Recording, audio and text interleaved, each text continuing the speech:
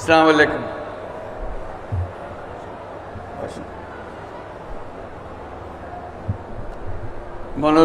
মনোযোগ দিয়ে সবার কথা শুনছিলাম। মাননীয় উপাচার্য, উপস্থিত সুধীবৃন্দ এবং প্রিয় ছাত্রছাত্রী ভাই বোনেরা, যারা আজকে সনদ পেলে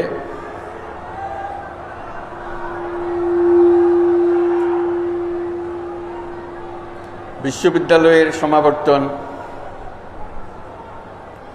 জীবনের একটা মস্ত বড় ঘটনা, সারা জীবন স্মরণ করে, ছবিটি সংরক্ষণ করে, নিজের পরবর্তী প্রজন্মকে দেখায়। সেই বিশেষ দিনটি আজকে। এই দীর্ঘ সময় পরে এই সমাবর্তন অনুষ্ঠান হতে পারল, এই জন্য বিশ্ববিদ্যালয় কর্তৃপক্ষকে অভিনন্দন জানাচ্ছি এবং তার সঙ্গে সকল ছাত্রছাত্রী যারা দূর দূরান্ত থেকে এত বছর পরে আবার এই বিশেষ দিনটিতে উপস্থিত থাকার জন্য এসছে, তাদের জন্য জোরে একটা হাততালি দিয়ে আমরা তাদেরকে অভিনন্দন জানাচ্ছি। বিশ্ববিদ্যালয়ের সময়টা কত তাড়াতাড়ি চলে যায়, কেটে যায়, বোঝা যায় না। যখন শেষ হয়ে যায় তখন বড় মনে কষ্ট লাগে। একটা আনন্দের দিন শেষ হলো, জীবনের একটা বড় অধ্যায় শেষ হলো, নতুন অধ্যায় শুরু। আমার ব্যক্তিগত আনন্দ আজকে অন্য বিষয়ে। তোমাদের সঙ্গে দেখা করা সেটা অবশ্যই ভীষণ আনন্দের ব্যাপার। এই ক্যাম্পাসে ফিরে আসা বহু বছর পরে, সেটা একটা ভীষণ আনন্দের ব্যাপার। বিশ্ববিদ্যালয় কর্তৃপক্ষকে অশেষ ধন্যবাদ আমাকে এই সুযোগটা দেওয়ার জন্য। এবং এই নতুন সনদপ্রাপ্ত যারা, তাদেরকে ডিপ্লোমা প্রাপ্ত যারা, তাদেরকে অভিনন্দন জানানো, এটাও একটা বিরাট সুযোগের ব্যাপার। আমার জন্য যেটা, যে আমি এই বিশ্ববিদ্যালয়ে এসেছিলাম 72 সালে, তখন বিশ্ববিদ্যালয়ের সবে যাত্রা শুরু।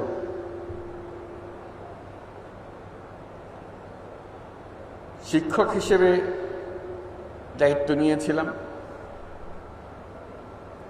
কিন্তু তখন বুঝতে পারি নাই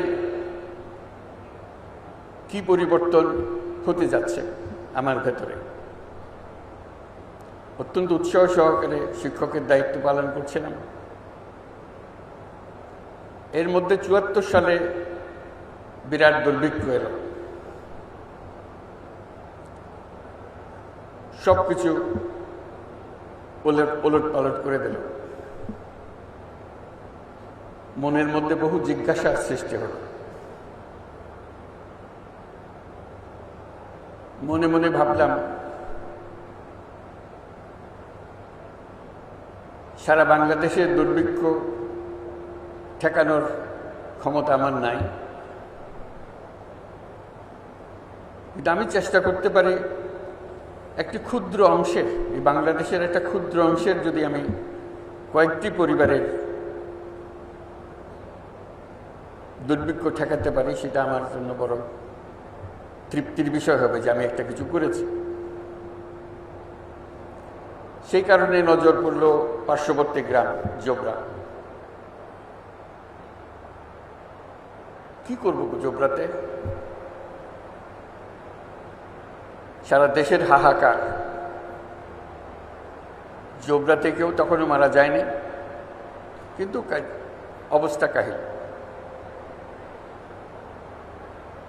মনের মধ্যে প্রশ্ন জাগলো যে বিরাট জমি পড়ে আছে সামনে, চট্টগ্রাম বিশ্ববিদ্যালয় আর জোবরার মাঝামাঝি। এখানে তো অনেক ফসল হওয়ার কথা, তাতে তাদের সারা বছরের খাওয়ার সংস্থান হওয়ার কথা। জিজ্ঞেস করলাম, বলে না, এখানে হয় না, ফসল হয় না। কেন হয় না? বলতে বৃষ্টি না হলে তো ফসল হবে না। আমি তখন রাউজানের উদাহরণ দিলাম। রাউজানে তখন সবে মাত্র ইরিদানের চাষ শুরু হয়েছে। আমি যে রাউজান তো আমাদের থেকে বেশি দূরে না। বলে আমরা তো জানি না এগুলো। তাহলে তা হতে পারে। তখন আমি বিশ্ববিদ্যালয়কে জিজ্ঞেস করলাম, বিশ্ববিদ্যালয়ের ভূমিকা কি? যদি জ্ঞানের ভান্ডার যদি বিশ্ববিদ্যালয় হয়, এই জ্ঞান পার্শ্ববর্তী গ্রামে উপচে পড়ে না কেন? তারা জানে না কেন? কেউ কোনো সদুত্তর দিল না বা দেওয়ার চেষ্টাও করল না। তখন আমি চেষ্টা করলাম যে এদেরকে চাষের দিকে আগ্রহী করা যায় কিনা। তখন বলল যে পানি তো নাই, রাউজানে পানি আছে, এখানে তো পানি নাই। ডিপ টিউবওয়েল তখন সবই এসছে দেশে। ওদের ডিপ টিউবওয়েল আছে, আমাদের ডিপ টিউবওয়েল নেই। বহু চেষ্টা তদবির করে একটা ডিপ টিউবওয়েল বসালাম। কি হবে? এখানে শীতকালে চাষ হবে। অবিশ্বাস্য একটা কাণ্ড, শীতকালে চাষ। এটা মানুষের ধারণার ভেতরেও নাই। শীতকালে কি করে চাষ হয়? লোকের ব্যাখ্যা ছিল, শীতকালে যদি চাষ করার বিষয় থাকতো তা আল্লাহ তাহলে শীতকালে বৃষ্টি দিতেন। আল্লাহ শীতকালে বৃষ্টি দেয় নাই, যেহেতু শীতকালে ফসল করার কথা না। আপনি জোর করে আল্লাহর হুকুম উল্টিয়ে দিয়েন না। তা আমি বলতে থাকলাম। ডিপ টিউবওয়েলের ব্যবস্থা করা হলো, ফসল হলো। পরবর্তী বছর যখন আবার চেষ্টা করলে বলে যে না, গত বছরের যে ফসল হয়েছে সেরকম তিতা ধান পেয়েছি আমরা। তিতা কেন? বলতে এত মারামারি করছি এই ফসল নিয়ে, এই বলে আমার এত দিতে হবে, এই বলে আমার দিতে হবে। আমরা নিজের ভাগ নিজে পাইনি, পানির ভাগ। একজন বলল যে এবার আর চাষ হবে না, ডিপ টিউবওয়েলের চাষ হবে না। তো পাশে একটা 12 মাসা ছড়া আছে, ছড়াতে পানি আছে, আমরা ছড়ার পানি দিয়ে করি। আমি কৌতূহলী হয়ে ছড়ার দিকে গেলাম, দেখলাম যে হ্যাঁ পানি আছে। তাহলে এই ছড়া তো এখানে আছে, আল্লাহর পানি তো এখানেই ছিল, একদিন চাষ করেন না কেন? বলছে কেউ কোনোদিন করে নাই, আমরাও করি নাই। তো সেবার বাঁধ দেওয়া হলো, আমরা সবাই মিলে বাঁধ দিলাম। বাঁধে যে পানি আসলো তাদের ডিপ টিউবওয়েলের পানি চেয়ে অনেক বেশি পানি।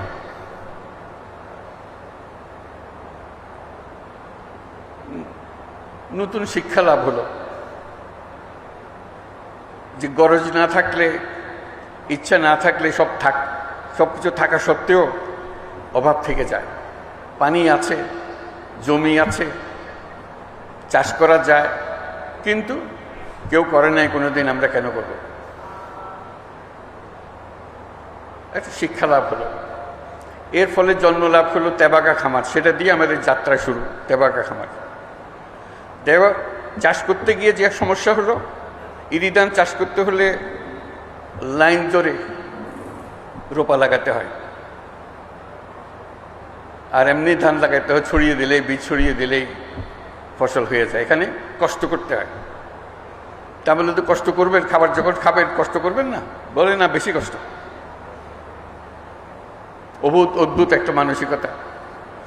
তখন আমি ছাত্রদের নিয়ে বসলাম যে তোমরা সাহায্য করো, আমরা সবাই মিলে মাঠে নামি, আমরাই রোপা লাগানোর জন্য সুতা ধরবো এবং চারা লাগিয়ে দেব।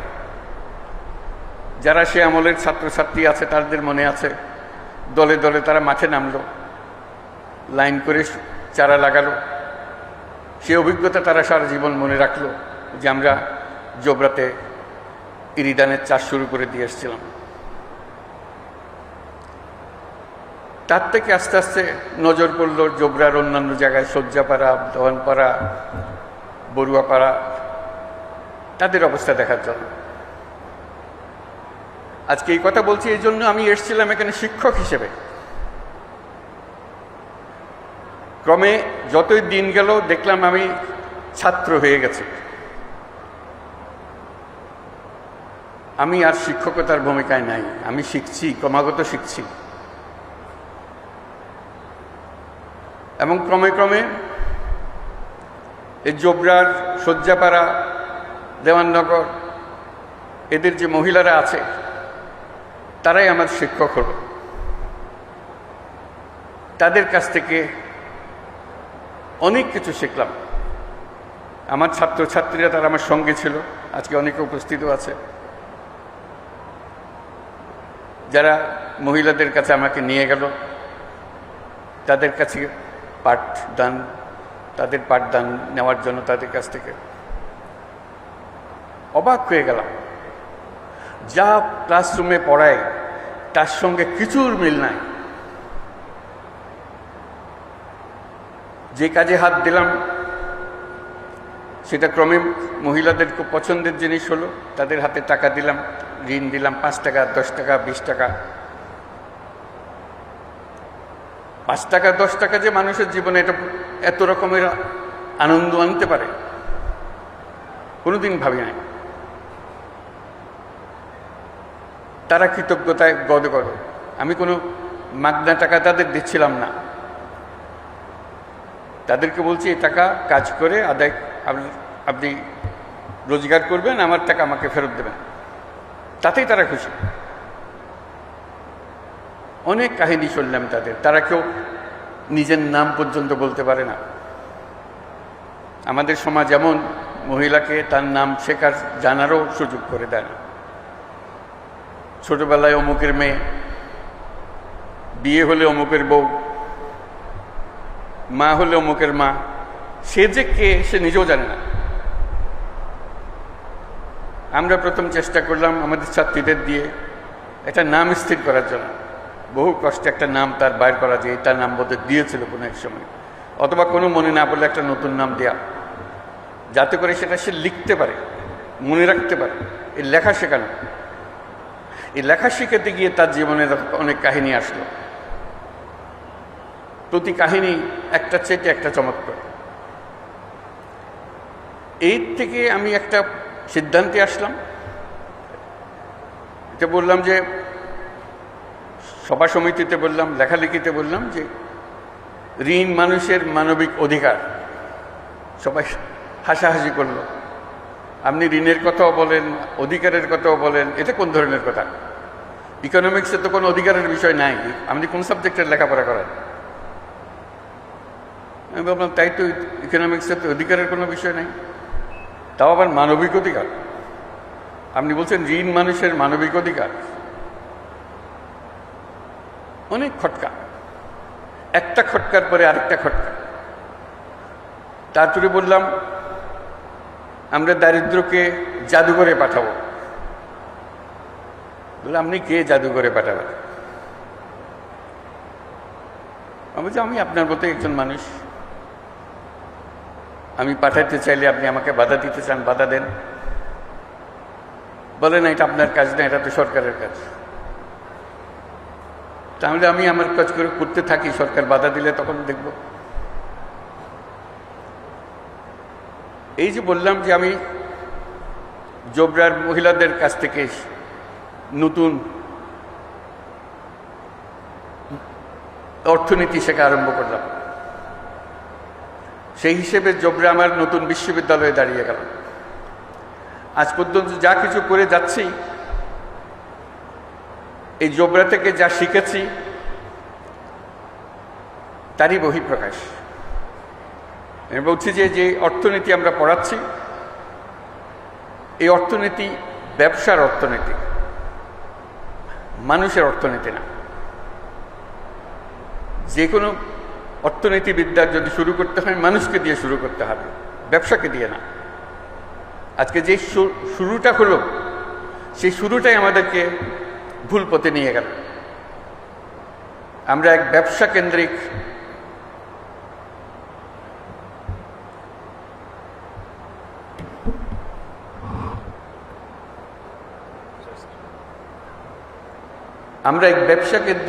সভ্যতা গড়ে তুললাম। আমরা এই সভ্যতা আত্মঘাতী সভ্যতা, এটা টিকবে না। ওই যে নতুন বিশ্ববিদ্যালয়ে আমি পড়াশোনা শুরু করলাম, সে নতুন বিশ্ববিদ্যালয়ে আমাকে বলল যে এই বিদ্যায় পৃথিবী ধ্বংসপ্রাপ্ত হবে, এর থেকে রেহাই পাওয়ার কোনো উপায় নাই। তখন আরো বড় আকারের জিনিসের মধ্যে ঢুকলাম, বললাম যে আমাদেরকে নতুন সভ্যতা করতে হবে। আমি ভাবলাম যে এটা বললে তো আমার সহকর্মী যারা আছেন, যারা অর্থনীতি পাঠদান করেন, লেখালেখি করেন, তারা আমাকে তো অনেক আগেই এমনি ত্যায্য করেছে, একেবারেই শেষ করে দেবে, বলে যেটা এর সঙ্গে আর বেশি কথা বলার দরকার নাই। কিন্তু ওই নতুন শিক্ষাপ্রাপ্ত যে ছাত্র, আমার মাথায় সেটা রয়ে গেল যে আমাদেরকে আবার নতুন সূত্রে যাত্রা শুরু করতে হবে। যে অর্থনীতির ভিত্তি হবে মানুষ, যে অর্থনীতির ভিত্তি হবে তার ভবিষ্যৎ পরিকল্পনা, ভবিষ্যৎ চিন্তাধারা, কীভাবে সে নিজেকে আবিষ্কার করবে, আবিষ্কার করার প্রবণতা, এবং তাকে যে দিকে তাকে ছুটিয়ে দেওয়া হয়েছে সেদিকে ছোটানো থেকে বের করে আনা। এগুলো বলছি এই জন্য সমস্ত কিছুর বীজ বপন হয়েছে এই বিশ্ববিদ্যালয়ে, পাশে নতুন বিশ্ববিদ্যালয়। সেজন্য আমি জোবরার কাছে কৃতজ্ঞ, এই বিশ্ববিদ্যালয়ের কাছে কৃতজ্ঞ, যেহেতু বিশ্ববিদ্যালয় আমাকে জায়গা দিয়েছিল এখানে আসার জন্য। এরপরে যে কোনোদিন একটা নোবেল পুরস্কার পাওয়া যাবে এটা কোনোদিন মনে আসেনি, তবে লোকে বলা বলি করেছে মাঝে মাঝে। চট্টগ্রাম বিশ্ববিদ্যালয় যখন নিজের পরিচয় দেয়, হয়তো বলে যে আমাদের বিশ্ববিদ্যালয় থেকে আমরা নোবেল পুরস্কার পেয়েছি, গৌরব করে।